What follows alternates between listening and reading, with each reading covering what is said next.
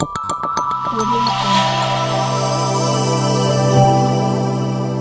Jungle. इस video में हम लोग जानेंगे ट्रिगोनोमेट्री के बारे में। इसके बारे में ट्रिगोनोमेट्री के बारे में। देखिए, ट्रिगोनोमेट्री जो होता है ना, ट्रिगोनो और मेट्री, ये तीन भुजाओं के मापन होता है। कितने भुजा का मापन होता है? तीन भुजा का मापन होता है। ट्री का मतलब होता है यहाँ पे तीन होता है। क्या होता है? तीन होता है। और गोनो का मतलब क्या होता है? साइड। क्या होता है? साइड। और साइड का हिंदी साइड का हिंदी भुजा होता है। और देखिए, मेट्री का हिंदी होता है, सॉरी, मेट्री का जो दूसरा नाम होता है मेजर होता है। क्या होता है? मेजर। और मेजर को ही क्या बोलेंगे? ये आपका त्रिकोणमिति का पहला क्लास है, जिसमें कि ये बेसिक फंडामेंटल है। आपका जो भी बेस कमजोर है ना, जहाँ भी आपको समस्या है, ये क्लास करने के बाद जो है ना, आपसे पूरा धुरझार मैथ बनेगा। मैथ में कहीं नहीं फंसेगा। फार्मूला आपको देखने में कहीं समस्या नहीं होगा, रटने का कोई जरूरी नहीं है। ये कंसेप्ट है। मैथ एक कंसेप्ट का विषय है, और ये कंसेप्ट के माध्यम से अपना लोग समझेंगे। समझे नहीं समझे? तो चलिए, अपना लोग जानते हैं। तो ट्रिगोनोमेट्री का मतलब होता है कहने का कि तीन भुजाओं का मापन। क्या होता है बच्चा? तीन भुजाओं का मापन। तो प्यारे बच्चों, इसमें समझेंगे कि तीन भुजाओं के मापन को क्या कहते हैं? त्रिकोणमिति कहते हैं। इससे पिछले क्लास में जब आप लोग 9th में थे, तब भी आप लोग ने पढ़े थे कि नहीं पढ़े थे? क्या आप त्रिभुज के बारे में पढ़े थे कि नहीं पढ़े? आप समकोण, न्यून कोण, नजीक कोण, ऋजु कोण, ये सारे कोणों के बारे में अध्ययन बेखूबी से किए होंगे। उसी बात को थोड़ा सा आगे जाके पढ़ना है कि नहीं है? तो अब चलते हैं। तीन भुजाओं के मापन को क्या कहते हैं? त्रिकोणमिति कहते हैं। तीन भुजाओं के मापन को क्या कहेंगे? त्रिकोणमिति कहेंगे। अब देखो, कह रहा फादर ऑफ मैथमेटिक्स। आपका जो गणित का जो पिता होता है ना, गणित का जो पिता होता है कौन होता है? आर्किमिडीज। फादर ऑफ मैथमेटिक्स, गणित का पिता कौन है? आर्किमिडीज। कौन है? आर्किमिडीज। तो अगला टॉपिक में चलेंगे। कहता है फादर ऑफ ट्रिगोनोमेट्री, त्रिकोणमिति का पिता कौन है? ये त्रिकोणमिति का जो है पिता कौन है जानते हैं? ये 140 BC, आज से कई हजार साल पहले का बात है। तभी खोज हुआ था। किसका? त्रिकोणमिति का हुआ था। इसका जो पिता है कौन है? हिपार्कस। क्या बोलेंगे इसको? पढ़ने के लिए सीखे। क्या बोलेंगे इसको? क्या बोलेंगे? क्या बोलेंगे? उसके बाद देखिए, कहते हैं त्रिकोणमिति में जो योगदान था, जैसे आपका सर यहाँ पे कोचिंग संस्थान चला रहे कि नहीं चला रहे? तो आपका जो कोचिंग है, इसमें सिर्फ संतोष सर जी का ही योगदान है? नहीं ना, इसमें सारे शिक्षक का योगदान है। सभी शिक्षक आते हैं, सौ समय आते हैं और सौ समय पढ़ाते हैं। सभी के योगदान से आज ये क्या हो गया? एक इंस्टीट्यूट भी बदल रहा है। बदल रहा है कि नहीं बदल रहा है? धीरे धीरे ये विकसित की ओर अग्रसर हो रहा है कि नहीं है? तो कहते त्रिकोणमिति में योगदान जो होता है, किसका किसका योगदान था उस टाइम में? थेल्स का था, पाइथागोरस का था और आर्यभट्ट साहब का था। ये तीन ऐसे गणितज्ञ थे जिनका बहुत बड़ा योगदान था। किसमें? त्रिकोणमिति में। किसमें योगदान था? त्रिकोणमिति का। कहते हैं यूज ऑफ ट्रिगोनोमेट्री। आप त्रिकोणमिति का यूज किसमें करेंगे? त्रिकोणमिति का जो यूज होता है, बहुत बच्चे बोलते हैं क्या कि त्रिकोणमिति पढ़ लिए, बताइए आपके लाइफ में कहीं यूज है उसका? भाई यूज है। देखिए, कहता है ट्रिगो का यूज ऊंचाई दूरी ज्ञात करने में किया जाता है। किसमें किया जाता है? दूरी ज्ञात करने में किया जाता है। जैसे आप फाइटर हो, अभी जैसे कोई एक मूवी इधर लॉन्च हुआ है, उतर रहा है, तो उसमें क्या मतलब कि जैसे यहाँ से वायुयान को उड़ाना है, जहाज का ऊंचाई जैसे धरातल से आसमान के बीच में, जैसे यहाँ से 80 किलोमीटर जहाज है कि नहीं? तो वहां से यहाँ का जो स्पीड और जो निकालेगा, तो कहाँ से निकालेगा? त्रिकोणमिति से निकलेगा। मेरा किसमें से निकलेगा? त्रिकोणमिति से निकलेगा। तो कह रहे यूज ऑफ ट्रिगोनोमेट्री, ट्रिगो का यूज ऊंचाई दूरी ज्ञात करने में किया जाता है। किसमें किया जाता है? किया जाता है। फॉर एग्जाम्पल देख रहे हैं ना, यहाँ पे 4 सेंटीमीटर के भुजा लिए, और कितना के लिए है? 5 सेंटीमीटर का लिए है। 4 सेंटीमीटर और 5 सेंटीमीटर के लिए है। जब आपको दो भुजा के बारे में पता रहेगा, तो तीसरा भुजा आराम से निकाल सकते हैं। किससे निकाल सकते हैं आप? पाइथागोरस प्रमेय से। किससे निकाल सकते हैं? देखिए, आपके जो बिहार विद्यालय परीक्षा समिति में जो इसका जो क्वेश्चन आएगा, कितना % क्वेश्चन आएगा? 25% क्वेश्चन आता है। कितना क्वेश्चन आता है? 25%। आपके पूरे मैथ का एक लौता ये विषय, ये चैप्टर है, जो कि बहुत बड़े मार्क को क्या करता है? अपने पास रखता है। इस बार देखिए 40% लगभग क्वेश्चन आया था, है ना? 35 से 40% क्वेश्चन किससे था? त्रिकोणमिति से ही था।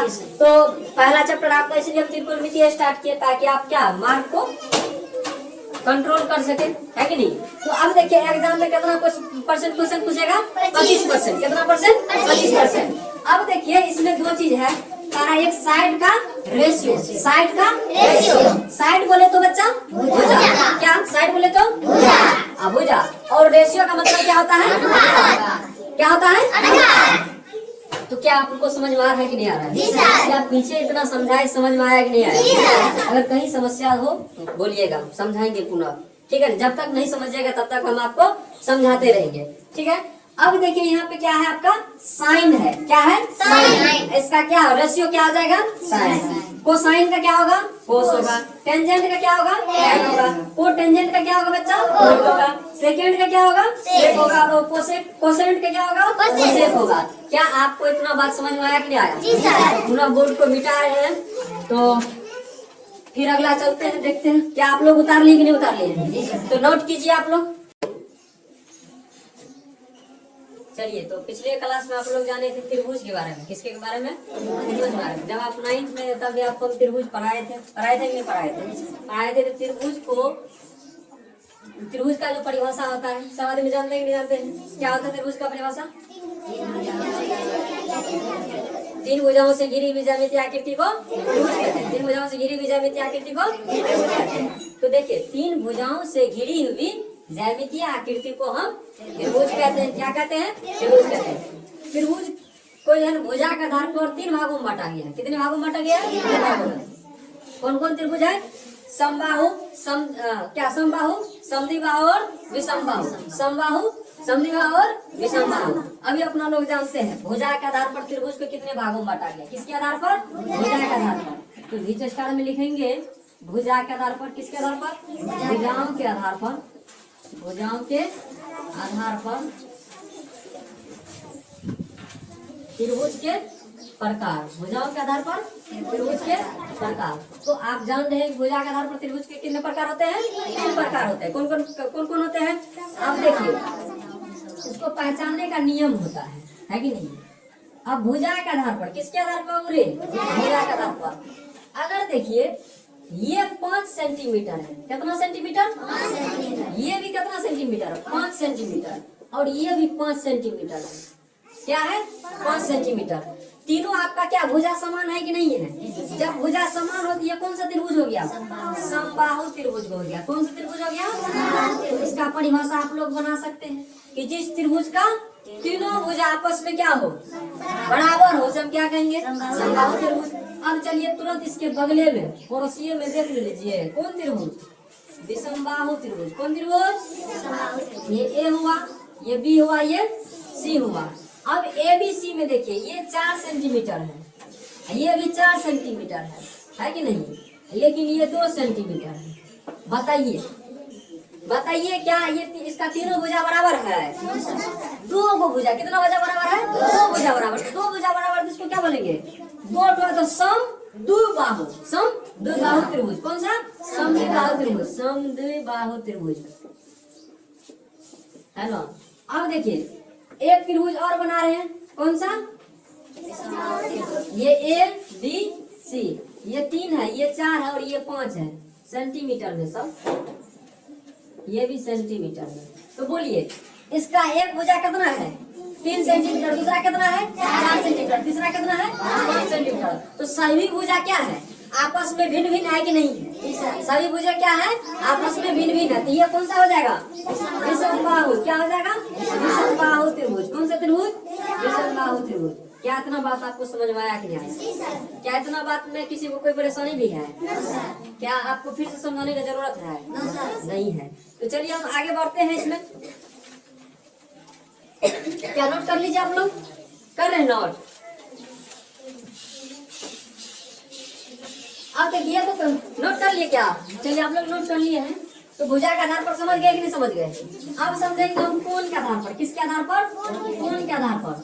क्या आप लोग बच्चे नहीं ना?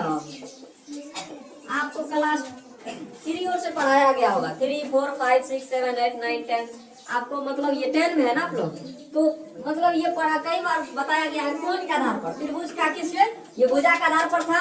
अब जानेंगे हम लोग कोण के आधार पर। किसके आधार पर, कोण के आधार पर। अब देखो कहते हैं 90 से छोटा, किससे छोटा, 90 से छोटा, कौन चीज से छोटा, 90 से छोटा होगा। तो 90 से छोटा होगा तो उसको क्या बोलेंगे, बोलिए, न्यून कोण। कौन सा कोण, न्यून कोण बोलेंगे। 90 से छोटा है तो क्या बोलेंगे उसको, न्यून कोण। तो देख लीजिए, डबा दीजिए तो।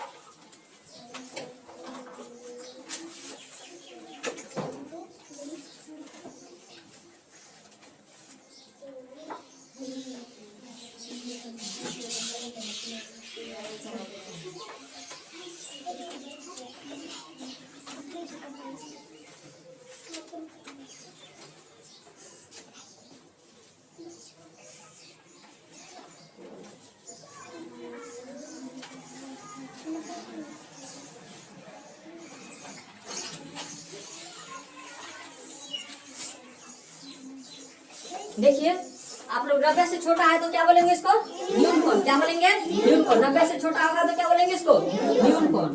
अब देखो दूसरा बात जो है, 90 से छोटा है तो क्या बोले हम, न्यून कोण। जब 90 का क्या हो, 90 डिग्री के बराबर, ऐसे समझिए, जब 90 डिग्री का क्या हो, बराबर हो, तब क्या बोलेंगे उसको,